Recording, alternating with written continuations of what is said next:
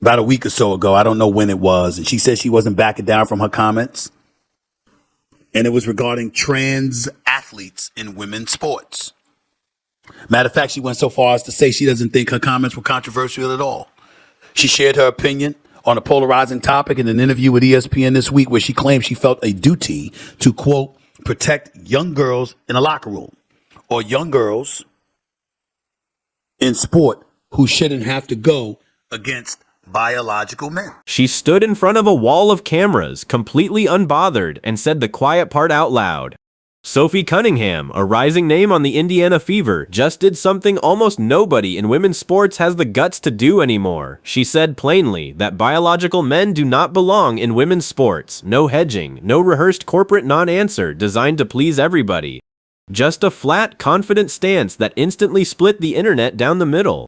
Because once you pull on that thread, you realize this isn't really a story about one player's opinion anymore. It's about an entire league quietly holding its breath. Stick around, because this story only gets messier from here. Just common sense, she said.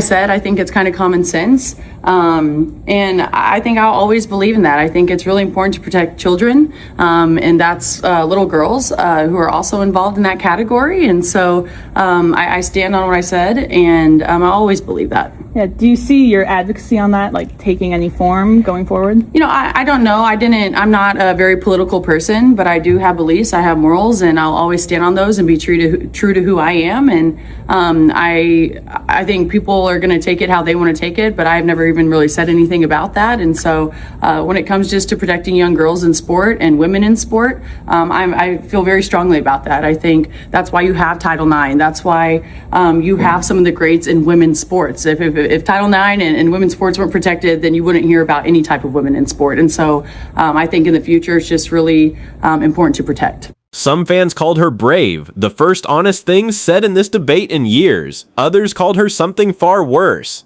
But here's the thing nobody's actually talking about. Why did one 20-something athlete saying something so many people privately believe suddenly become the biggest storyline in the entire league this week? Was it really about the statement itself, or about who was brave enough to say it first? This is a brilliant ad that points out the obvious, and it comes full circle. This is the little girl with a common sense question exactly along the line of Sophie Cunningham. Listen, I go to the swim meets, and I cheer for the men and I cheer for the women that are at my daughter's school. But I tell you, I'm looking at these 13-year-old men, 14-year-old men. I look at their shoulder development. I look at their wingspan. I look at their size. Look at the size of their feet. I look at them and I'm like, how on earth could my daughter be competing with them? The answer is she couldn't. You know, it's not sexual, it's mechanical. Just look at the size of the male body. Just the mechanics of longer arms on a butterfly, longer arms on a backstroke. That's just all that it is, and it's just common sense. Cunningham didn't frame her comments as some grand political crusade. She framed it as protecting the integrity of the game she's dedicated her entire life to since she was a little girl in her driveway. Her argument centered on Title IX, the decades-old law that first cracked the door open for women's sports to exist in any meaningful way. Her point was simple. If that protection erodes, the sport stops being fair, stops being competitive, and eventually stops being viable, taking opportunities away from the next generation of girls. She wasn't screaming from a podium or reading a focus group script. She was answering a direct question honestly, the way an athlete who spent years in locker rooms and team buses actually talks when caught off guard. Enter Megan Rapinoe. The retired soccer icon has spent years positioning herself as the outspoken face of trans-inclusive policy in women's sports, arguing against what she calls legislative sex tests and pushing for broader inclusion regardless of biological distinctions. On paper, that stance is framed as compassion, as fighting for fairness for every athlete who wants to compete. Women, we're saying, if you look like this as a woman, you can play. If you look like this as a woman, there's a bill in Washington happening right now that's going to require all girls, just like full stop, to go through a sex test, an invasive, like, examining their genitals to see if they're a woman. Yeah. And that has not worked out well historically for people to do that. We know what that means. Black girls are going to get questioned more, and they're going to get questioned first, who's doing the examination. Mostly who wants to subject themselves to that. And so they're going to see a pullback. They don't like women in sports because it helps us with confidence and power. And we see so many women in the C-suite played elite level sports. It's just great for you physically and all of it, but it's an attack on women in society. And in practice, critics argue it's something closer to political theater, a calculated alignment with a specific ideological audience rather than any genuine wrestling with fairness in elite competition. The contrast between Rapinoe and Cunningham couldn't be sharper if you scripted it yourself.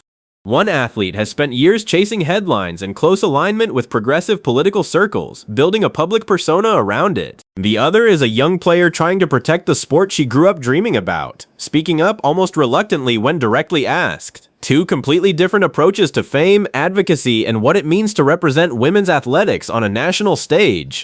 So the real question worth sitting with is simple. Which version actually resonates more with real everyday fans buying tickets and jerseys? Sophie Cunningham is now being called MAGA Barbie for saying that men should not play against women in sports. And because she says Title IX is good. Cue every sports writer losing their mind, and Megan Rapinoe doubling down on men playing in women's sports. So Sophie Cunningham is the second biggest star on the Indiana Fever. So Caitlin Clark is the biggest star on the Indiana Fever. Okay, WNBA. Time for some hot WNBA talk. Think about that for a second, because it deserves more than a passing eye roll. A 23-year-old rookie draws record crowds, sells out arenas nationwide, and single-handedly revives interest in a league that struggled for decades. And instead of celebrating that achievement, some outlets scramble desperately to construct a racial narrative out of practically nothing. It's not thoughtful analysis. It's not even lazy analysis. It's desperation dressed up as journalism, chasing clicks and outrage instead of covering the game unfolding on the floor. And it reveals something deeper about the media ecosystem surrounding women's sports right now. Many outlets seem far more interested in manufacturing outrage than in honestly reporting on the incredible product happening in front of them. Indiana's viewership numbers have exploded, arenas are selling out night after night, and casual fans who never watched a full game 2 years ago are suddenly obsessed with this team and this era of basketball. Somehow, almost by accident, without some grand coordinated marketing plan, the league stumbled directly into that formula, and the results are speaking loudly for themselves in ticket sales, ratings, and jersey numbers alike. So here's the real insight buried under all this noise.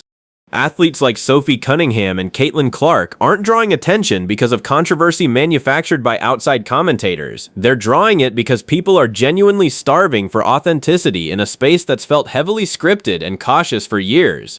Fans don't want lectures delivered from a podium. They don't want forced political messaging attached to every interview. They want basketball, real personality, and honesty, even when that honesty is inconvenient for certain narratives. The league's recent growth isn't some random fluke, and at this point, it isn't an accident either. If you genuinely want to see where women's sports goes next, don't just watch the headlines or the outrage cycles online. Watch the arenas actually filling up week after week. Subscribe, because this story, this shift, this entire cultural moment is only just getting started.